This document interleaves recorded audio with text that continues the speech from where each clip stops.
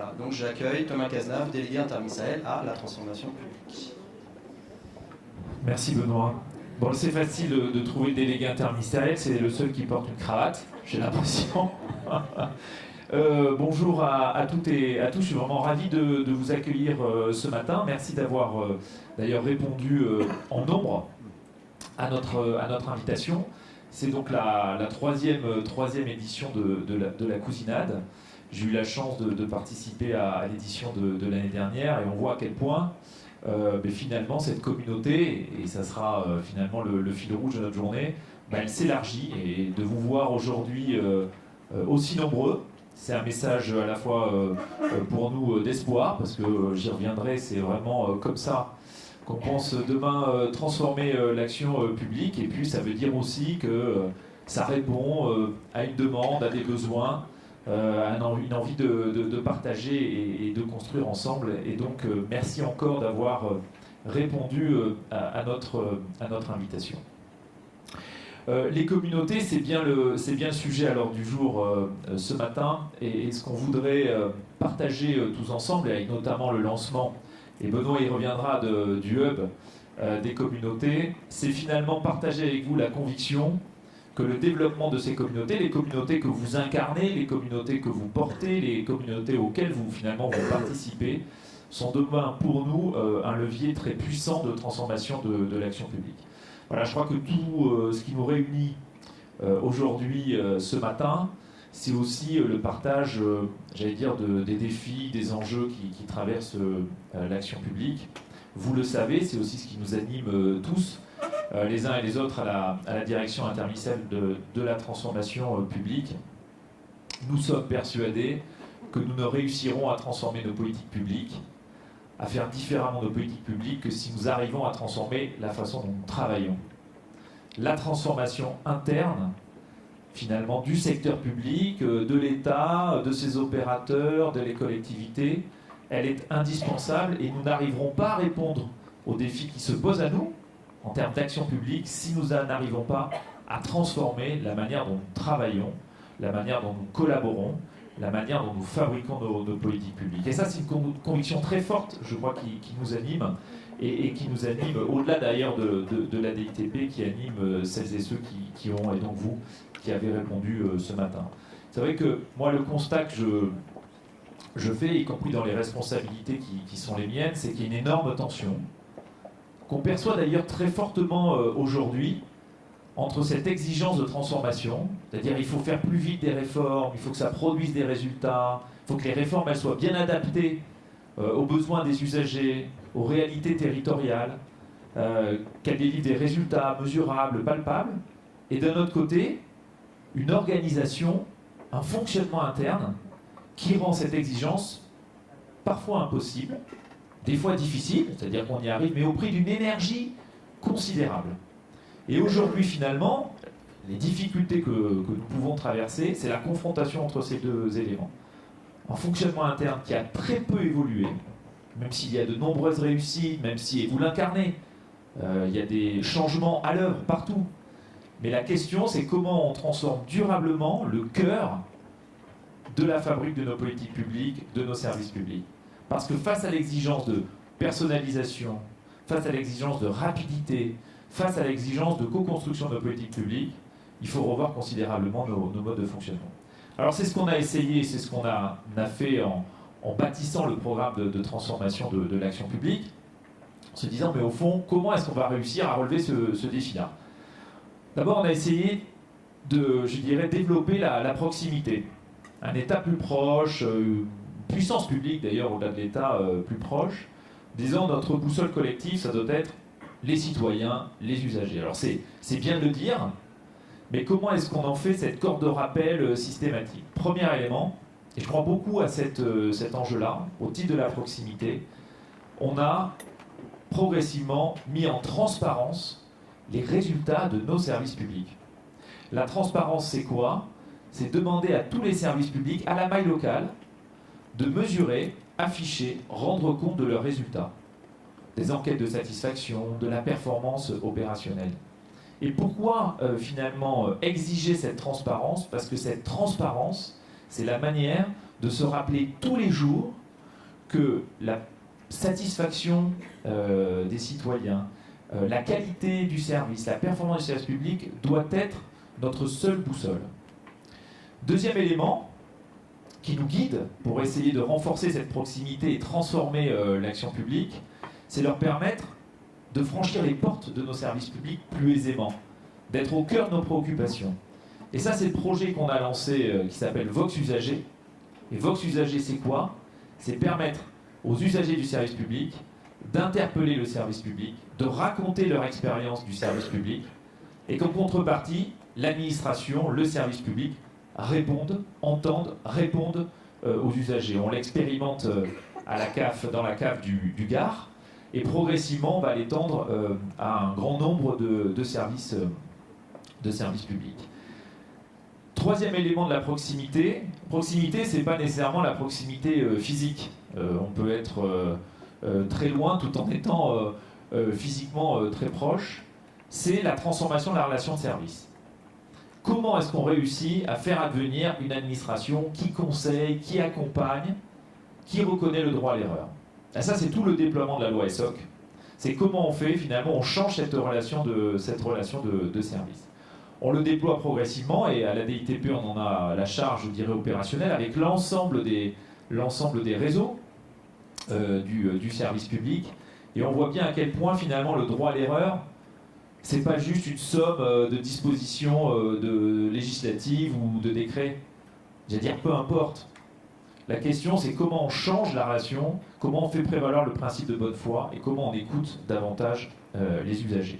Donc ça, c'est le premier chantier qu'on a et qu'on déploie en disant comment on réussit finalement cette transformation interne, d'abord en renforçant la proximité. Deuxième élément, et deuxième axe qu'on a et qu'on développe progressivement, c'est faire plus simple. Alors faire plus simple, c'est pas la première fois qu'on se le dit. Je pense que les sujets de simplification sont des sujets difficiles, sans cesse remis sur le métier. Premier niveau qu'on a essayé et qu'on est en train de mettre en œuvre, c'est la question du poids de la norme. C'est-à-dire que cette, je dirais, réflexe très ancré dans nos administrations d'amener systématiquement à un problème une réponse de nature juridique doit être un combat de tous les jours et on essaie de le porter avec des leviers différents. Par exemple, le développement des sciences comportementales, en disant mais finalement, est-ce qu'on n'est pas capable de trouver d'autres réponses que la réponse soit de la taxation, soit de la réglementation? Est-ce qu'on ne peut pas s'appuyer sur des modes plus doux, des modes plus originaux, pour essayer de faire de la politique publique autrement? Deuxième élément sur la simplification, c'est également réduire sa production de normes. Et donc ça, c'est tous les efforts qu'on a fait pour réduire la production de décrets, la production de circulaires. Ça ne se voit pas beaucoup, mais le flux a été considérablement tari. Sur une période de 1 an, là où en moyenne on avait une centaine de décrets autonomes, aujourd'hui on en a une dizaine. On a écrasé toutes les circulaires en imposant aux administrations de toutes les republier. Là où on avait 30 000 circulaires opposables, on a plus de 10 000. Donc c'est un travail considérable, c'est un travail de longue haleine, parce que c'est un exercice difficile avec l'ensemble des ministères, mais c'est un travail indispensable. Et puis, la simplification, c'est la simplification de l'accès. Et pour simplifier l'accès, on a essayé, là encore, de remettre les usagers au cœur de nos préoccupations, et c'est l'opération que vous connaissez, dont on avait déjà eu l'occasion de parler à différents moments, l'opération Carte Blanche que nous avions lancée, que le Premier ministre avait lancée à Cahors, en disant « Laissons libre cours aux acteurs de terrain pour qu'ils reconstruisent, eux, le service public dont les usagers ont besoin. » Et aujourd'hui, l'opération que nous avons menée à Cahors nous a permis d'identifier, parmi les pistes qu'on a mis en œuvre, la question de l'agent polyvalent. C'est-à-dire, est-ce qu'on est capable demain de construire un service public universel de proximité pour éviter que les usagers aient à subir notre propre complexité, nos propres silos, passant d'un guichet à l'autre, parce que tantôt c'est un problème de logement, tantôt un problème de cantine pour ses enfants, ou un problème d'emploi, et qu'on va sans arrêt être envoyé à des interlocuteurs, des guichets et des portes différentes. Et donc ce que nous sommes en train de déployer au-delà de Cahors, à Béthune, dans l'Orne, à Lyon, c'est la fonction d'un service universel de proximité. Et d'ailleurs, commun à l'État, à ses opérateurs, aux collectivités territoriales. sortir des silos, abattre les cloisons administratives en repartant des besoins des usagers. Et puis troisième élément qu'on essaie de mettre en œuvre dans notre feuille de route, c'est, et j'en viens au sujet de la journée, c'est un fonctionnement plus efficace. Premier élément, moi je suis persuadé qu'on a des difficultés qui tiennent lieu à la façon dont nous travaillons, et en particulier à une excessive centralisation de nos décisions. Le modèle qui est le nôtre est trop centralisé pour justement s'adapter en permanence aux besoins des usagers, aux besoins des citoyens, aux besoins des entreprises. Si vous voulez un service public plus réactif, qui s'adapte, qui personnalise sa réponse, c'est incompatible avec un modèle centralisé. Et donc l'enjeu qui est devant nous, c'est finalement un enjeu de déconcentration, de libération des marges de manœuvre.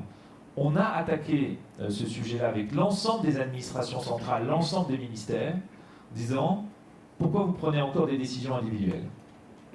Et le principe, c'est plus aucune décision individuelle prise par les administrations centrales, et que par exception.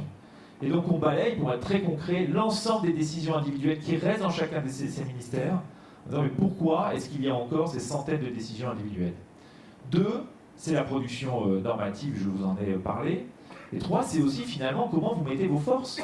Est-ce que les forces, elles sont mises en administration centrale pour concevoir de la norme, concevoir des circulaires, des décrets, ou bien dans l'exécution de nos réformes au niveau le plus fin. Et donc nous avons un chantier devant nous de réforme de nos administrations centrales en particulier, pour justement libérer un peu l'énergie publique, lâcher la bride et permettre à celles et ceux qui sont finalement au plus près du terrain d'adapter le service public et de pouvoir innover et s'adapter aux nouvelles attentes.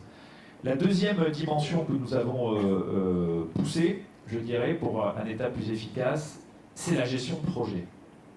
Ça paraît, pardon, pour toutes celles et ceux qui sont ici, ça paraît sûrement évident, mais dans les grandes réformes conduites par le gouvernement, nous avons souhaité que derrière chacune des réformes, il y ait un chef de projet, une équipe projet.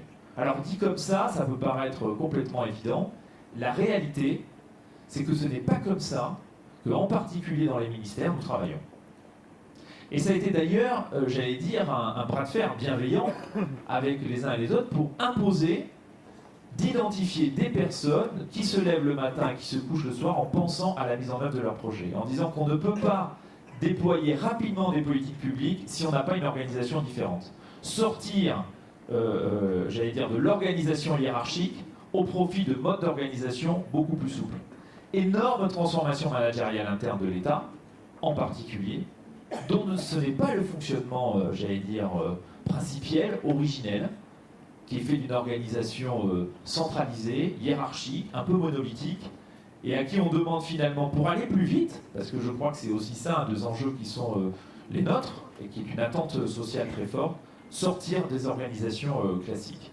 Et donc finalement, cette transformation-là, fondamentalement, c'est une transformation managériale que nous avons à conduire, et je pense que les uns et les autres ici, vous en avez bien conscience, y compris quand vous voulez prendre l'initiative de créer une communauté. Je pense que certains d'entre vous ont dû avoir des réactions sur le fait de « oui, mais alors comment ça marche par rapport à ma hiérarchie? Est-ce que je valide quand je contribue? Est-ce que je suis validé par mon supérieur hiérarchique ?» Et toutes ces questions-là qui viennent heurter les organisations existantes. Et pour autant, ces modes de fonctionnement, c'est vers là que nous devons tous, j'allais dire, mettre notre énergie et nos efforts, parce que ces organisations très héritées, mais finalement d'exigences un peu passées, ne sont plus du tout adaptées aux défis de l'action publique. Et, y compris le contexte actuel, montre à quel point l'action publique elle est mise au défi aujourd'hui. Il faut que les citoyens ils voient les résultats des réformes, voient les résultats des projets. Il faut pour ça qu'ils soient davantage associés. Et ça, c'est pas toujours compatible avec notre organisation actuelle. Et donc les communautés, pour en venir au sujet qui nous réunit aujourd'hui, c'est précisément un levier de cette transformation managériale. Pourquoi? Parce que ça transcende, et vous le savez très bien, ça transcende les organisations. Face à cet excès de centralisme, trouvons des parades, trouvons des contournements, trouvons des manières différentes d'associer, des manières de coopérer. Est-ce qu'on est obligé de coopérer uniquement par la remontée de notes par la voie hiérarchique, qui donneront lieu ensuite à un copil, voire même peut-être à une réunion interministérielle pour ajuster nos positions? Est-ce qu'il n'y a pas d'autre manière de coopérer? Et les communautés, c'est ça. C'est est-ce qu'on est capable de transcender les organisations, transcender l'organisation hiérarchique et verticale au profit d'un dispositif d'entraide et de coopération. La deuxième dimension des communautés qui, pour moi, est une dimension indispensable, c'est effectivement le fait que nous puissions abolir les frontières administratives entre les équipes, entre les administrations, parfois aussi entre l'État et les collectivités, l'État et ses opérateurs. Est-ce qu'on est capable d'avoir un ensemble des équipes, des individus qui, mus par un objectif, plusieurs objectifs, sont capables de coopérer et d'aller plus vite? Parce qu'au final, c'est de ça dont nous avons besoin. Et ma conviction, c'est qu'il est beaucoup plus efficace de porter, concevoir un projet à travers des approches communautaires que par rapport à une approche classique qui se concrétiserait, j'allais dire, par ensuite un texte, une circulaire, et qui descendrait par la voie hiérarchique. La réalité, c'est que ces modes de déploiement-là sont plus adaptés aux enjeux qui sont les nôtres. Donc à nous de concevoir ces nouvelles approches, à nous de défendre ces communautés professionnelles, et je suis d'ailleurs ravi et finalement assez optimiste quand je vois que vous avez répondu très nombreux à notre appel en disant comment est-ce qu'on peut s'organiser là tous ensemble pour que l'année prochaine nous soyons encore 2 fois plus nombreux et qu'on puisse vous aider à développer ces communautés avec une offre de service adaptée, avec de la formation, avec des lieux et des endroits où on peut se retrouver. Et pas uniquement de manière virtuelle d'ailleurs, et on a un projet dans quelques mois qui devrait voir le jour pour permettre à ces approches-là de se pérenniser et de rentrer vraiment dans nos modes de fonctionnement structurel. C'est tout l'enjeu de la journée. Donc voilà, j'ai été d'ailleurs bien plus long que ce que j'avais dit, comme d'habitude. Benoît ne sera pas surpris. Tout ça pour vous dire qu'on a absolument besoin de vous, qu'on sait que c'est parfois difficile. Ces approches-là, elles sont... comme au début d'ailleurs avec les labs. Les labs, c'était un peu à part. Et puis finalement, c'est rentré, j'allais dire, dans une approche beaucoup plus diffusée, acceptée par l'ensemble des organisations. À nous de faire vivre ces approches communautaires qui sont une réponse indispensable aux défis auxquels nous sommes confrontés. Donc merci d'avoir répondu présent.